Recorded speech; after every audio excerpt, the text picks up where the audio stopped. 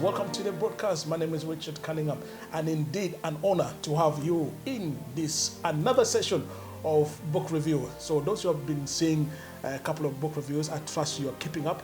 And for those who are seeing us for the first time, welcome to the broadcast. This is a quick 10 minutes book review, and I'm honored to have the author of all this amazing book, and one of them is right here, Dr. Robert Mpintimpi. He is a Ghanaian-born medical doctor. He's a preacher. He's an author of books. Yes, and also is a human rights activist. Yes, and also the founder of Heaven and Heart International Ministry. Dr. Robert, welcome. Welcome. Hello. Yes, Richard. How are you doing, sir? Well, thank you very much. Yes, we are here for another great book review. And we have, on this one now, we have one, the adult version. Yes. And also the children version. Yeah. Yes, indeed. Quite a book. So, please tell the viewers about this book, please. Yes, as the adult version is growing up in a small African village. Yes. And just to make a little bit difference, I just summarize it and then shorten it, and then I call it growing up in a little African village for the kids, the primary school age children. Yeah. Okay. So in a nutshell, this is growing up in a small African village, which narrates the lifestyle in Africa. You know, so the purpose of these books is that we have a lot of children. My children are born in this country. I'm from Uganda, the Pearl of Africa, but my kids are born from here. So they have not really had the experience yet, the life in my village in Uganda.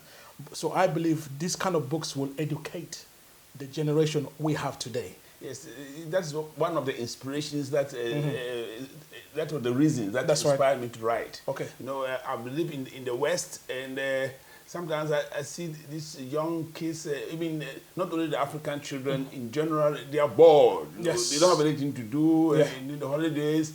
They don't have that.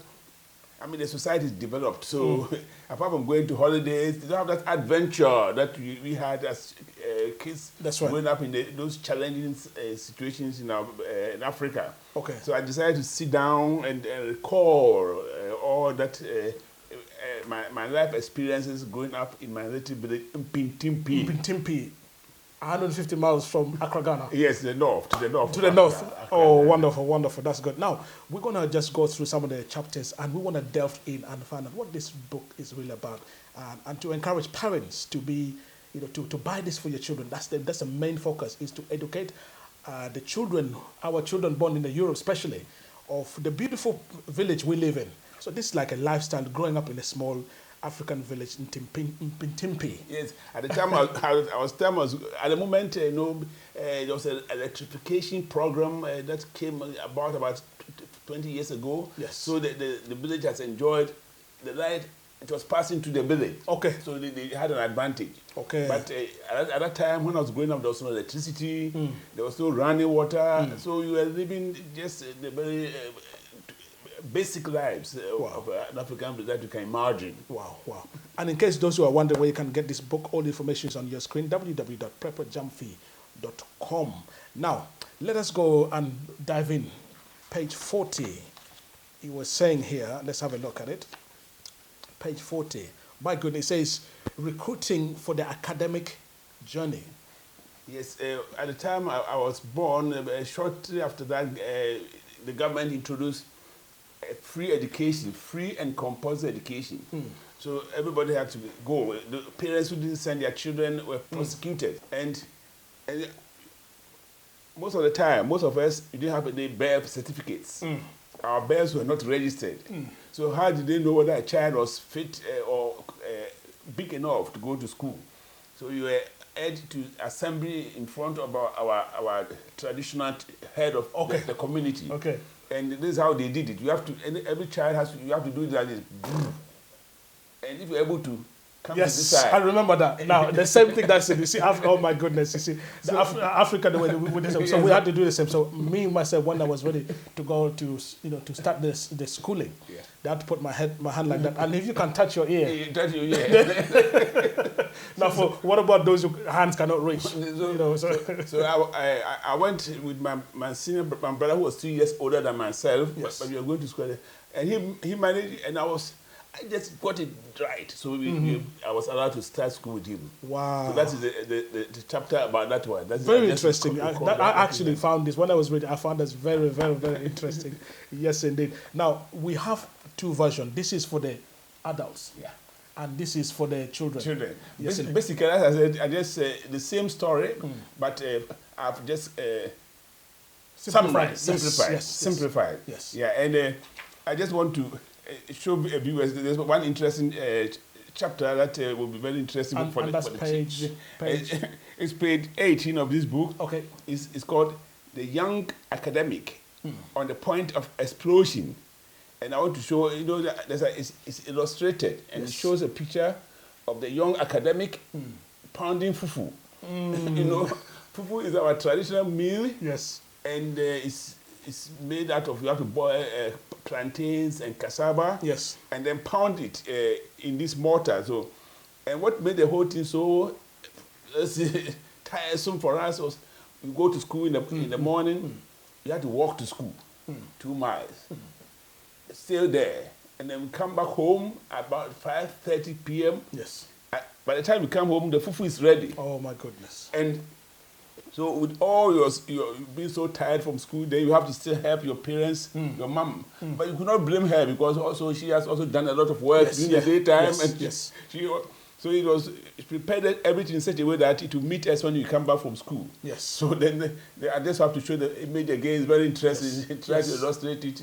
So that is what is called the young academic on the point of explosion. Wow. That is what this chapter is about. Okay. Okay, great. Now let me go to the adult section. Another interesting chapter or page, and that's 55. And it says here, call it child labor, if you will. Yeah. Now, what are you trying to address here? Yeah, okay. This issue is an international issue of the issue of child labor. Yes. Of course, I'm against it when children are, for example, in other countries, I've read they go to mining. That's right. Them in mining, and that's exploitation. Of course, the children have to be in school.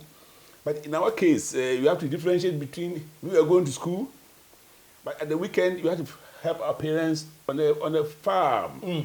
So that's a cocoa farm. My parents were cocoa farmers, and during the holidays and at the weekends, you have to when they pluck the fruits. Yes. We the children went around collecting it, and then we carry it to a collection point. Yes. So I think you have to differentiate between the two. Absolutely. I enjoyed it. Yes.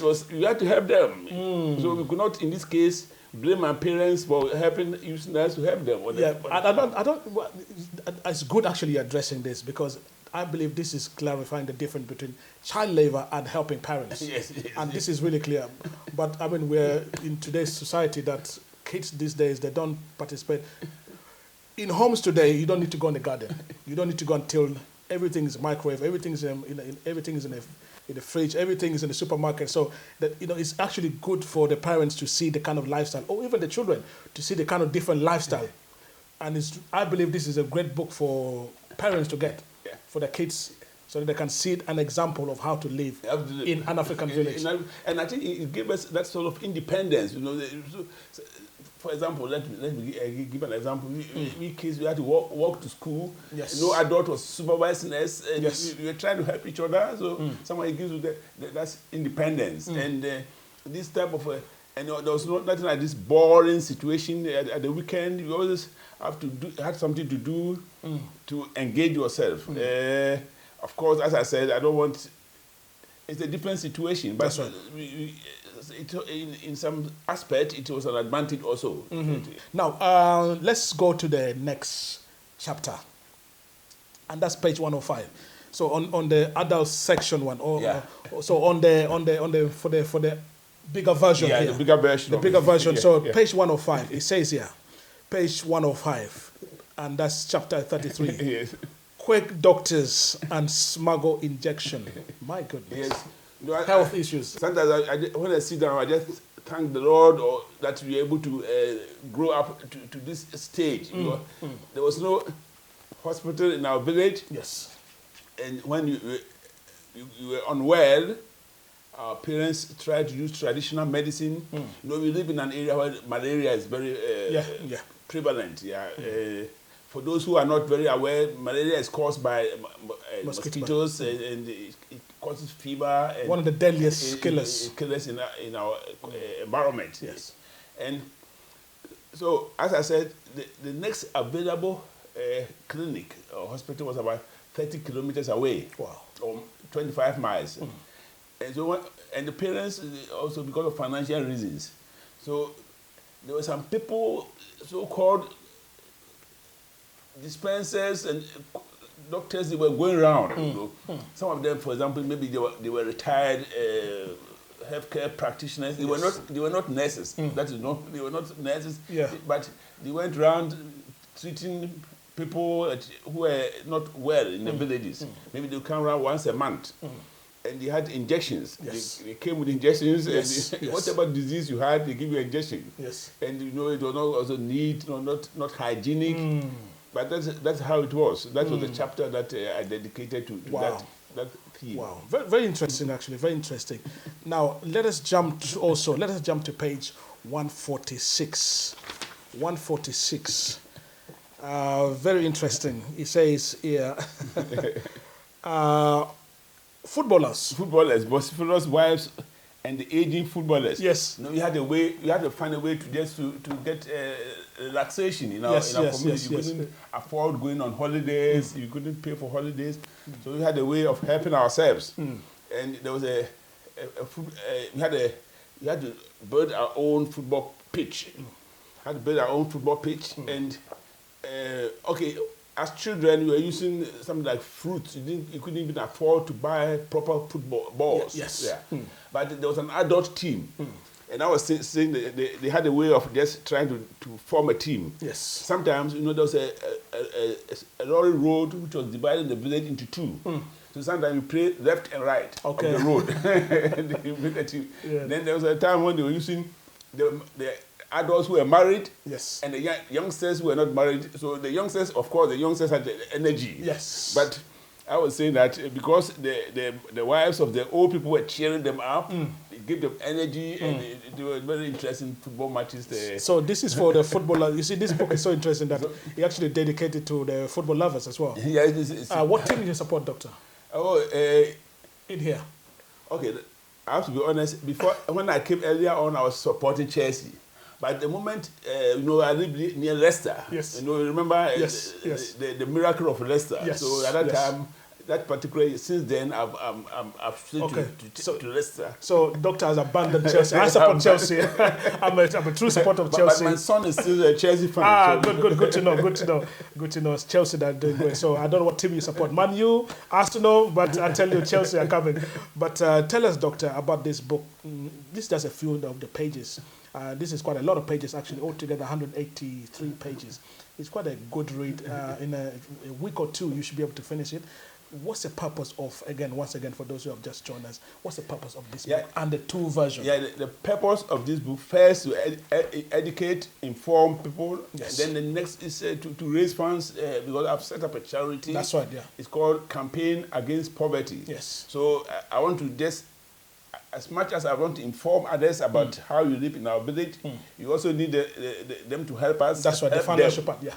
So by acquiring a copy of this one, you use part of the profits to carry out charitable work in the village. And also, most importantly, when you buy this book, actually the funds goes to help the village. Yes. Now, there's what was needed in the village. We need things like water, yeah. Because the lifestyle in a village, yes, you know what the village is like. The lifestyle there, you mentioned they walk 30 kilometers to go to school. Imagine if that's to go to school. What about to the market? What about to fetch water? And this is challenging. What we want to do is to raise money to, provide water boreholes. These are one of the key things. And one thing also to mention is that there's no social welfare system in the country. That's right. Yeah. Like here. Of course, if you can get benefits. That's right. It's a privilege. If it's not very, if you cannot live like the wealthy people, it can still take you through life. Absolutely. The basics. But here, there's no help from the state. So extended family members help each other. And in a situation when our extended family members are also impoverished, it becomes very challenging when there are some cases when people have maybe appendicitis and they cannot afford to get the transportation to hospital and they pass away. Wow. Well, Doctor, it's a pleasure reviewing this book and actually enjoying looking through this book. It's an amazing piece of work. And it's also good for the kids. The kids, they will enjoy reading it. Yes, so this is simplified version of it. It's half of the size, easy to read, and it's simple and also with the children one, it's got pictures. Picture illustrations, various pictures when they're pounding the fufu. Absolutely, this is amazing. And also go to the website www.prepperjumpfee.com or .org and get all the information that now we are giving to the first 25. Yes. So for the first 25 people that can, send us a message or go to the website, you'll be able to download. Yeah, this one is e-book version. E-book version. E-book version. Yeah. So for the first 25 people, we're gonna give it for them free. But please, we can give it to you. But please feel free to donate, purchase it, because by you purchasing this, you are being part and parcel with the vision to help the African village in Ghana, not just in Ghana, but all around Africa. Yes? So, Dr. Robert Prepper, thank you so much. Please say goodbye to our viewers. Thank you very much for being with us. And I've wished that one day we get the plane, when the coronavirus is over, we organize a flight, a trip to my little village, and you go and enjoy a few days to see life in my little village, Mpintimpi. Yes, indeed. Yes, indeed. And also my village, my village in Uganda. I'm from my village is called Lokung. Oh, Lokung. Okay. One day I'll come to Lokung. Yes, indeed. So, so it's a privilege to have you here, sir. And viewers, thank you so much. Until next time, this has been Richard Cunningham and Dr. Robert Prepper.